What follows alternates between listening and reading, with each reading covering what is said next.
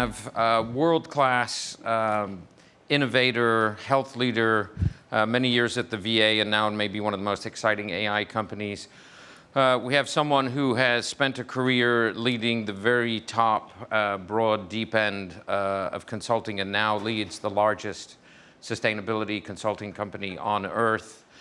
We actually have somebody who was CEO of an AI plus humans company and did a long, torturous stint in the bro world of West Coast VCs.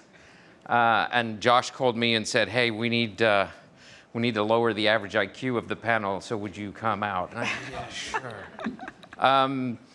So I did my first big data platform at a company that everyone in the room has used, and I guarantee you've used it, in 1995, because I'm old. And I've been doing AI ever since. I'm on the board of 3 wonderful AI companies.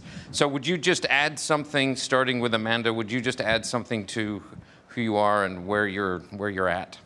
Yeah, thanks, Toby. So I'm excited right now to be advising a family office. One of my colleagues, Rich Vogel, is here. And we're very interested in technology to work with underserved populations and solve some of the big issues, and we're interested in AI.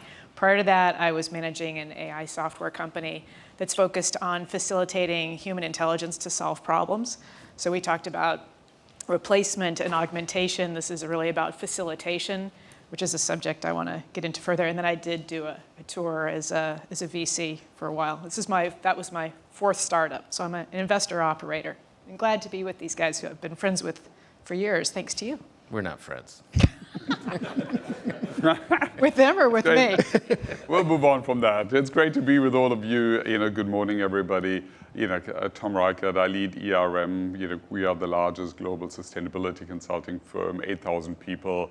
And we do things like, when you build a big data center, you need environmental impact assessment, or you need to engage with communities, whenever you do big capital projects, on how their life gets changed by big wind farms or whatever else we put into the place. We think about carbon accounting. We think about the broader energy transition activities. We work with 70 of the Fortune 100, mainly across some of their more complex problems across the board. And with that, data, technology, AI is a very, very central piece. Gets me to my life beforehand. I was with BCG for the last decade or so, led all their digital data science, AI, tech capabilities. And so now we have 2 of those mega trends, the sustainability journey and the AI journey, which will certainly both with us be for decades in their various version, come together. And that's what I want to share some things with you on today. Thanks, Tom. Ryan Vega, pleasure to be with everyone. Dr. Ryan Vega. Practicing clinician, sit at the intersection of technology and healthcare. Certainly something that we will see over the next decade as a rapid evolution of the applications of AI in emerging tech. I actually used AI to generate the image. I said, give me the hair color that I really want. And so it just did it all black. And I really appreciate the use of AI for those types of ego-boosting images. But pleasure to be here. And like Toby said, work for a really interesting technology company, but perhaps more importantly and really personal to me, had the unique fortune of serving our nation's veterans for almost a decade in various different leadership positions. So we're going to jump right into it. The last panel had somebody with a obviously fake British accent. We have a German, so I think we win. So basically 3 questions for each person. I want to hear what you're excited about in this space, but then I want to hear, what are you doing Monday morning, right? What's the pragmatic thing that you're working on?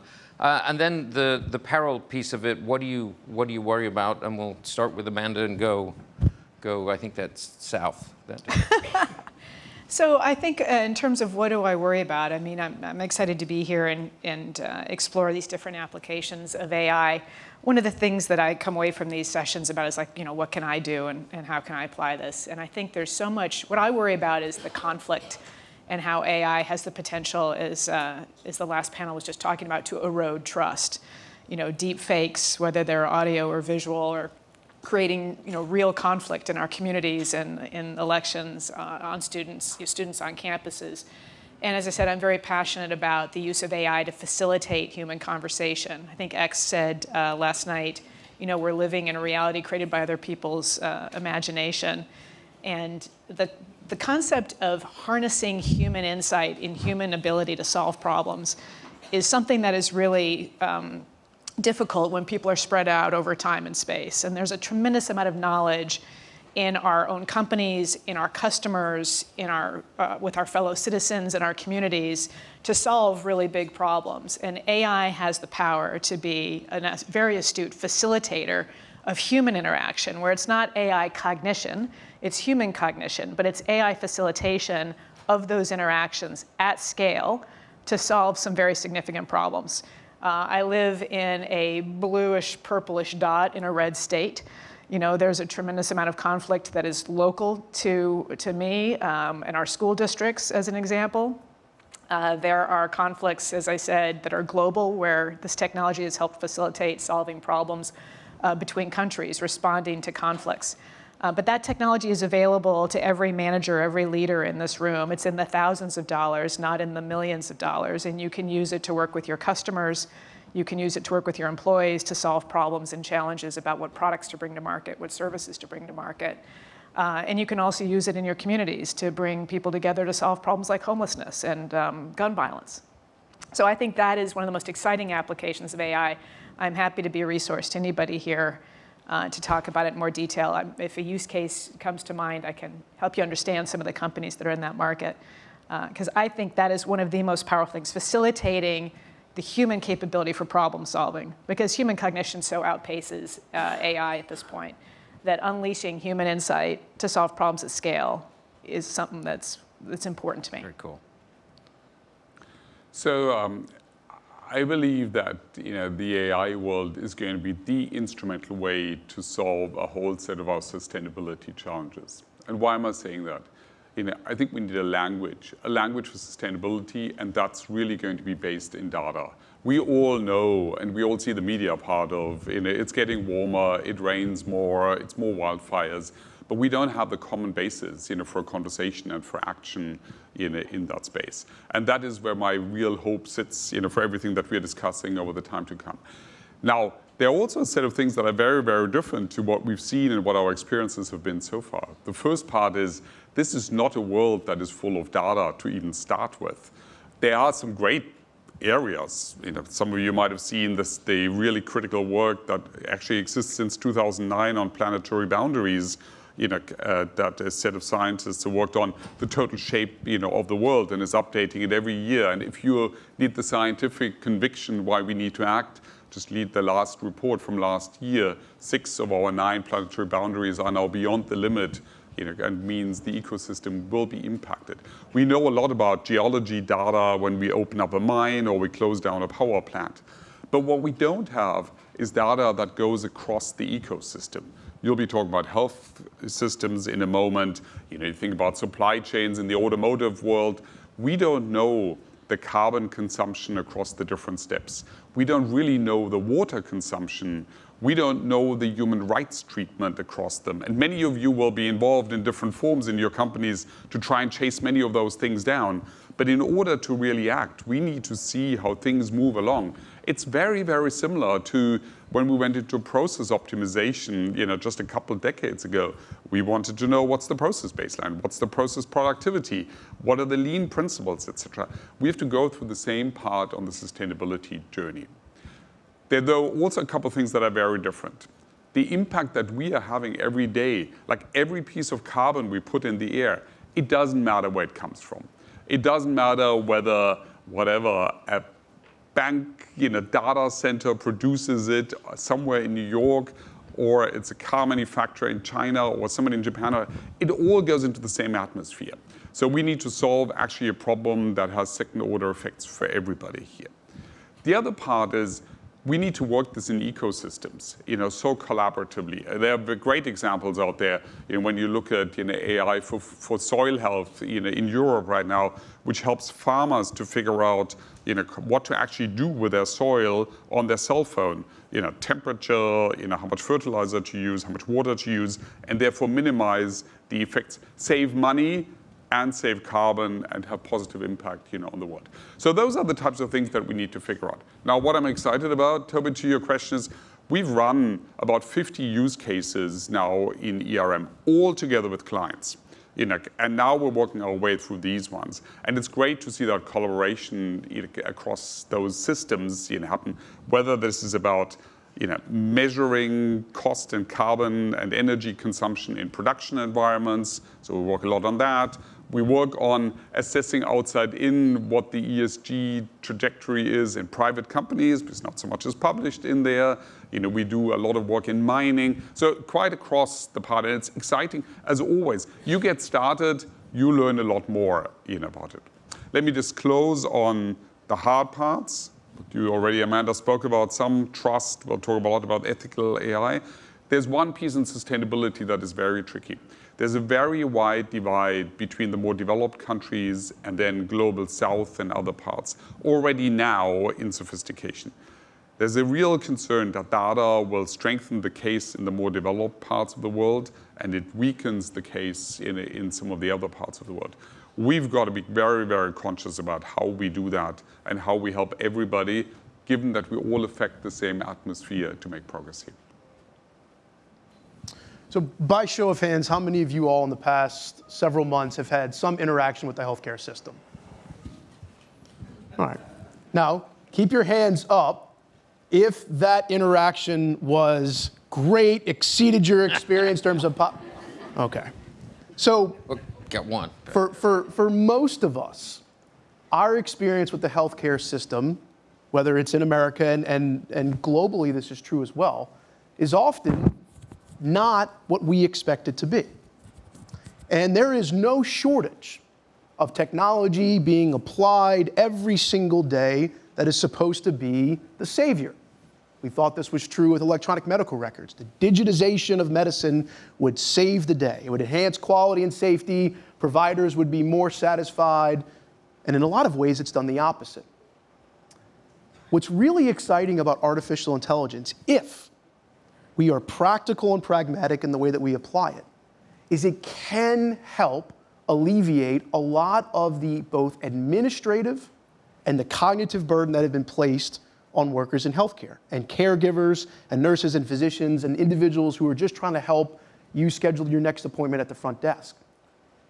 And by doing so, we free up individuals who go into a profession because they are motivated by the ability to serve others, by the need for that sort of human connection sitting at the bedside or in the office, whether it's going through a very difficult diagnosis or announcing that your cancer is now in remission. Those moments matter. And so when we see some of the practical applications today, helping providers with documentation, making it easier to schedule an appointment, those things get me excited because we're starting to see some of the practical applications of how we untangle this complex knot. But equally, healthcare is complex. It's not straightforward. There's regulatory, there's financial, there's a lot of stakeholders that are involved. And having and how we align all of those different needs and requirements can sometimes be a huge challenge. In fact, in part, I think it's why a lot when we see these tech companies try to come in, they take an approach that works in every other sector and then falls apart in medicine. One thing I think that is really fascinating about particularly AI is that it's something that oftentimes we go and apply it and we are confused as to why the model may not work as well as we thought. Great study in New York. They developed a model to help radiologists detect pneumonia on a chest x-ray, generally community-acquired pneumonia. They took diverse patient populations. They got the model almost 98% sensitive to the ability to help a radiologist say, this patient has a pneumonia. So they go to other hospitals in the New York area and they apply the model to those patients. What happens to the model? Its performance. It plummets. Well, the population that they trained the model on generally represents patients that are receiving care at these various hospitals. So the researchers were brilliant. They did something and they said, let's look at things that we often don't consider. Let's look at the age of the radiology technician. Let's look at the number of studies that are being ordered that we call portable, those big, heavy X-ray machines that you can move, versus those that are in the actual room. Let's look at the systems behind it. And what they found was that it was the practice, it was the variability, not just the data, but the variability in the way that healthcare is delivered that contributed to the data looking different, not the patients, but the data that's being produced. And we have to sort of remember that, and we need to be careful about that. So when we think of how do we do this well, and what worries me, I'm born and raised in New Orleans. When we build houses in New Orleans, we don't lay a foundation. We first have to drive pilings because we need to support the foundation or it will sink. What worries me a little bit is that we're so focused on picking out the kitchen cabinets or decorating the dining room that we're going to forget to lay the pilings. We're going to get to support the foundation that is going to enable us to have really solid systems in place that are both applicable to broad populations, but also that enable us to do what's necessary, which is, again, how do we reduce the administrative burden, reduce the cognitive burden, bring individuals back to the bedside, particularly at a time when there's aging demographics and people are leaving the healthcare workforce in droves, and really apply this technology in both practical and pragmatic ways that makes a difference in all of our lives. Brilliant. And by the way, that's the first time you're ever going to hear a New Orleans construction AI metaphor. Just fantastic town. We're going to open this up for questions in a minute. When I first came to America decades ago, because as you probably can tell by looking at me, I'm from Mexico, Chilango for any of the, which is the best part of Mexico, for any Latinos in the room. I fell off my chair when I found out how education in America was structured and funded. I volunteer taught in a school in downtown Memphis that looked like it had been shot with bullets, had 100 kids in the classroom, had 8 books, and 10 miles north of there was another school that had an Olympic swimming pool, a planetarium, computers, and wait for it, an equestrian team.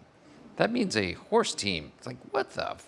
Anyway, so if you're born in the south side of Chicago today, and someone is born in Kenilworth, which is 11 miles up the coast, you have a 10-year longer life expectancy in America today.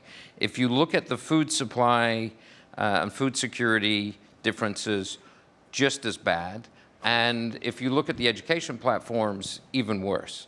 So what I'm super excited about is the portability and the low-cost structure and the leaps forward that you can do with healthcare, food supply chain, and education by using this and sort of standardize all of that. And I'm optimistic about it because there's so much inefficiency in all of those platforms. You can do better asset utilization. You can make people money, which is how this country works, right? So the government's going to do this and the goodwill of the people, yeah, maybe, but I think the profit motive that you can take inefficiencies out of those with these fantastic new things, and I spent a lot of time on national competitiveness with the Council on Competitiveness that's run by Brian Moynihan. I know there's a Bank of America person in here somewhere because I saw the name tag. There you go.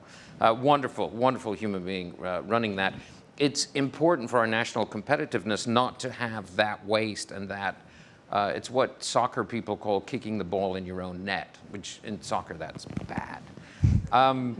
What I'm doing Monday morning is I'm trying to wangle myself into a space where we can do a massive demo of how this works and go ta-da, because conversation doesn't really work that well, but if we build a platform and go, look at this. Other people go, I want some of that. And it's a little grandiose, but it's got to be. So I'm trying to wangle myself into a rethink of the reconstruction of Ukraine where we can demo all of this. And again, the sell is it's going to be faster, it's going to be better, it's going to be cheaper, you're going to leap ahead. And so I think we can we think we can do that. What I worry about is we are on the edge of the fourth industrial revolution, per the big smart people in Davos at the World Economic Forum. It's 10 things in AI, right? Scale AI is over the last 3 years is 1,000x faster. Federated AI, Google something called a pediatric moonshot. Federated AI is going to do some fantastic things. But there's 12 other change waves, and it's going to happen in the next 8-9 years. The last industrial revolutions were these creative destruction cycles, which included the word destruction.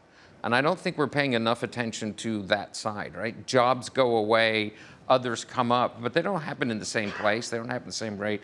The last industrial revolutions, there was wreckage at an industry, country, region, business level, and I think we've got to look at that very, very closely, because they had decades to manage through that previously. We're going to have a few years. So that's my little rant about that. We're going to go to questions, and there's a prize for the best question. It's a Bentley.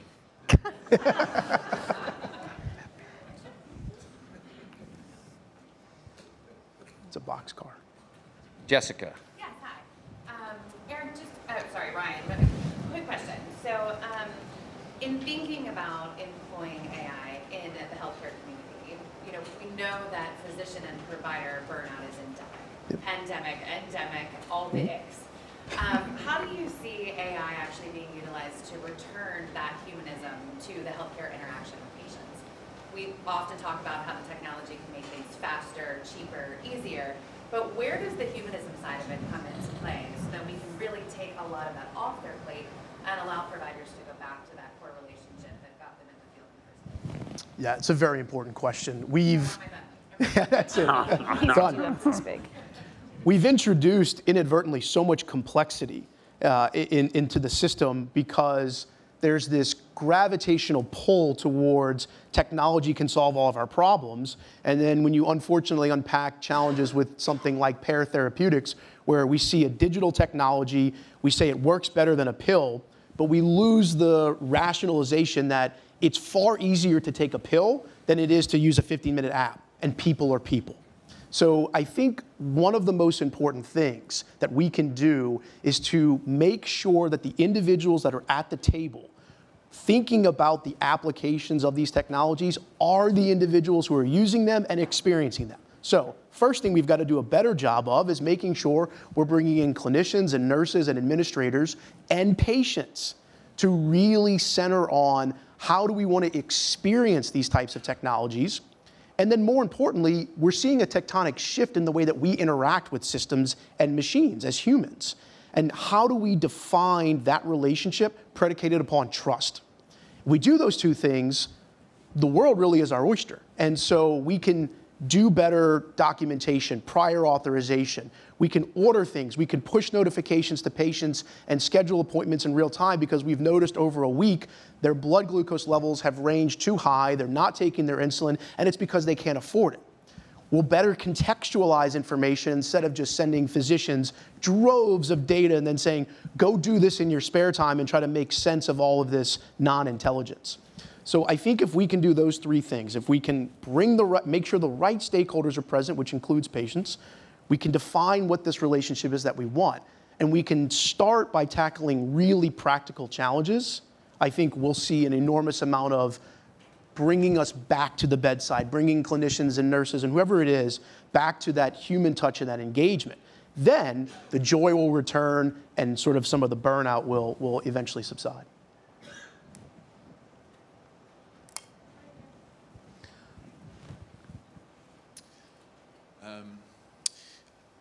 I don't know, I have a question for Dr. Vega. So I've had the opportunity, or not such an opportunity, maybe to spend some time in the orthopedic system, supporting my wife through some chronic pain and other things. One thing that I found is the disparity of quality of care in various places, right? One doctor, you need procedure A. Another doctor, procedure B. No, I need to implant this device. No, I need to go do this thing, right? Yeah. So one thing that's been a challenge for us, and maybe for others, is how do I evaluate that, right? Like, they're the expert, they're talking to us, but as the patient, I have no idea, right? Now I'm trying to dig and whatever. Is there a space for AI to kind of educate us as patients as opposed to supporting the healthcare? Maybe, it's supporting the medical professional. Yeah, great question. I'll unpack this two ways, and then there's a longer discussion I think we can have offline. There's information asymmetry by the nature of medicine. An orthopedist spends years training, and every patient, every episode is unique in sort of their approach. Now, you take an orthopedist like James Andrews, who did an enormous amount of work with athletes and then sort of became what we believed as the pinnacle of orthopods. How do we know? We don't know. It's sort of reputation, it's the outcomes, but can you really evaluate quality on a case-by-case basis? When you're on the margins, yes, look, if you've got a doc and their surgical site infection rates are very, very high, you can say, I probably want to go to somewhere different. But to that example, Bill Clinton, when he got his coronary bypass, if you actually look at the real data, the site that he went to was 4th in terms of post-surgical complications. And it was the President of the United States. We would presume that he's got access to the best information. So sometimes that information asymmetry is very, very hard. And what I would be worried about with AI is that how does it solve for that? How does it know the nuances of all the complexity? What I think AI can do, to your point, is it can really help us understand the appropriateness of care.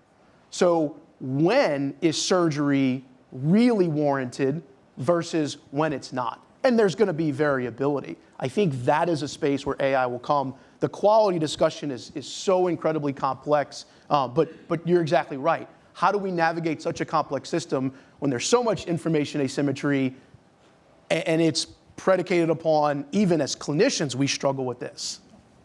Ryan, there's an interesting part, and you described that a bit, is we've seen that in some of the work that we've done in ERM and also in my former employer, when in the first set of use cases is actually the first win you get is that everybody gets to one level higher in operations. It's not the corner case, it is just lifting the capability. So, BCG actually has looked at it quite closely, and the lower percentile of performers were able to get much, much better. The greatest performers, probably not so much. So it's the lift, and that is the lift in the underlying part you just spoke about beforehand in admin activities that we have in exactly the same way. Let's get those ones lifted. Let's get really focused on how the learning and the experience exchange. I spoke about the ecosystems before, and the farmers, when one farmer sees that the other farmer sees, that lift is where we've seen most of the use cases work. Then the smartness on how you make some of the decisions based on the data and that lift, I think that, and in many ways, luckily, will stay with a lot of people who can keep many more things in different ways and balance them, including all the social and responsibility parts. To add to that and touch on that question, it's not just a lift from the bottom, it's a gap filling. Right. So I would rather talk to, let's say I'm in Madagascar and my kid's sick, I would rather talk to a Gen AI app than their best pediatric doctor, because there are no pediatric doctors in Madagascar, right? Montana, North Dakota, there's only one pediatric hospital, so if you're not close to that, you've also got a problem. But I think what this technology does, to your answer across healthcare, is it's going to enable your healthcare story to be connected across the teams that work on you, across those teams over time, and for the things that concern you into the really rich set of information around patients that do that. This has existed for quite a while now in a very informal way for parents of kids on the spectrum. And I've had friends 15 years ago move to towns where those communities exist so they can connect to that. All of that's going to happen automatically, digitally in the distant future, like maybe 2 or 3 years from now. And then it'll catch consistencies. My mother almost died in hospital. We were in the room and we watched her blood pressure just go dunk. She had Alzheimer's. And we look at the chart, we Google the first 2 medicines, and there's a big red flashing thing. I don't know if you've ever seen it on Google. Never combine these 2 medicines. It'll crush your blood pressure and you will die. So we immediately grabbed the doctor, and And he goes, great, thanks for doing that. And my brother went, yeah, luckily I went to medical school. And he goes, great, what medical school do you go to? He goes, I'm a friggin' FedEx pilot, you moron. and so that's gonna happen automatically, right? Yep. There's a, Juan over there has a question about art. No. So all of this beautiful integration of art, that's mostly Juan's fault at this entire town. I have a question regarding burden of proof or the standards that we hold things to. Yeah. I'm with Toby, right? I'd rather get an MRI for soft tissue than I would get an X-ray. I mean, it's significantly better for the majority of conditions, right? I'm not a doctor, right? But I know that if I have access to that technology, I would probably do it.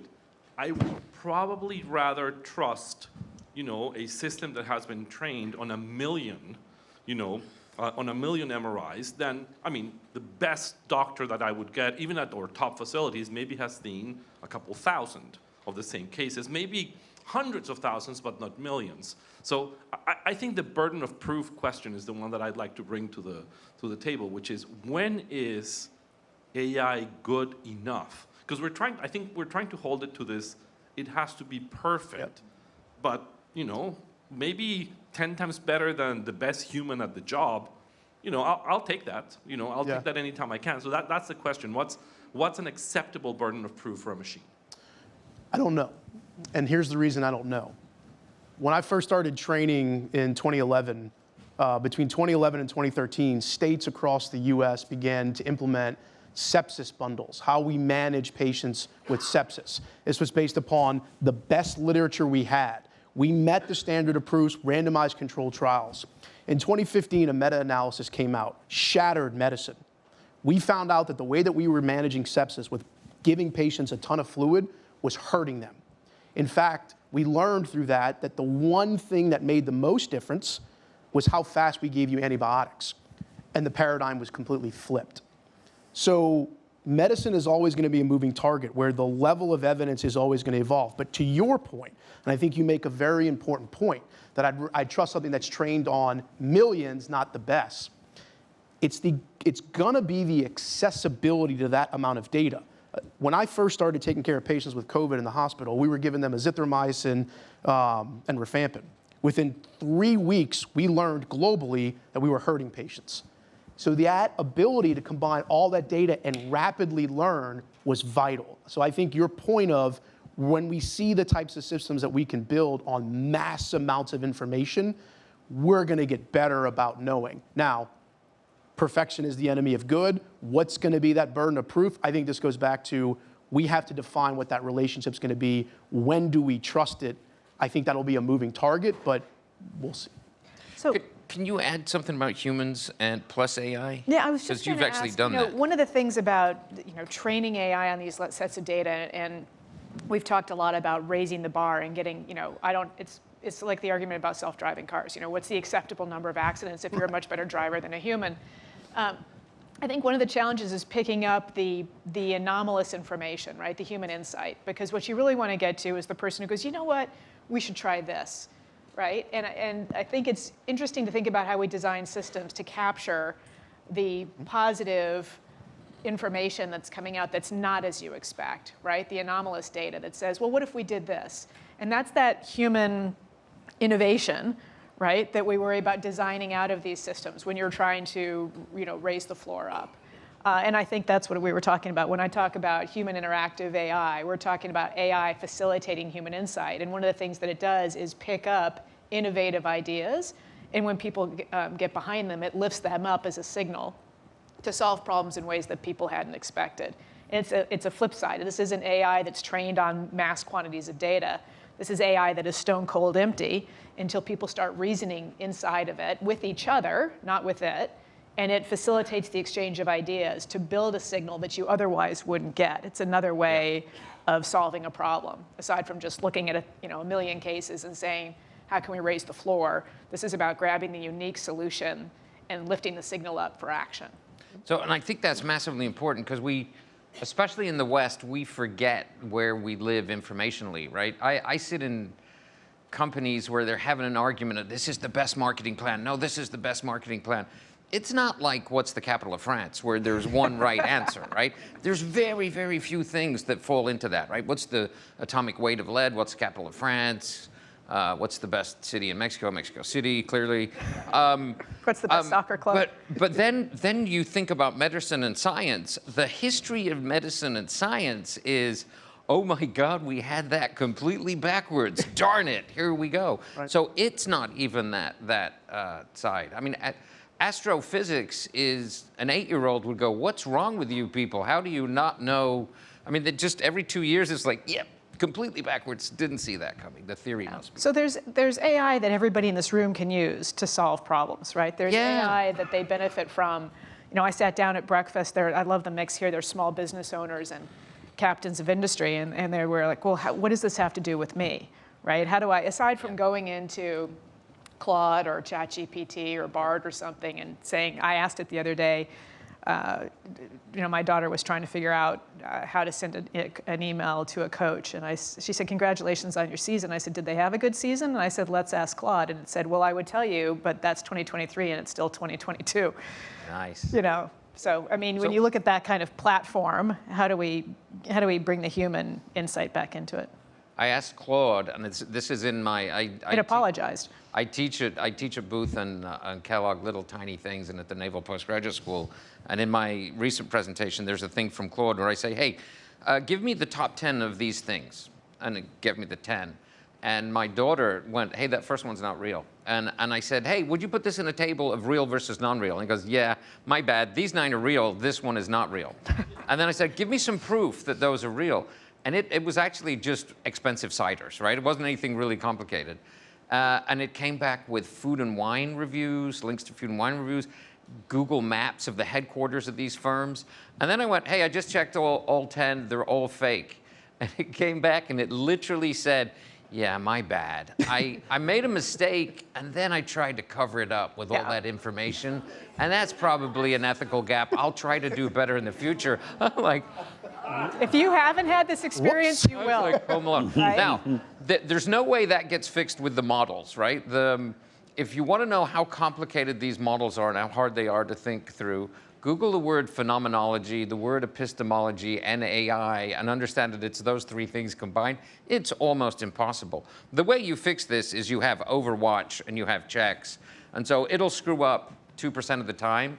If I have 5 layers checking that, it's 2% of 2% of 2% of 2%, which would be okay. And lastly, I would take robot drivers today over the drivers that I've got in New Jersey. So, It's because you drive.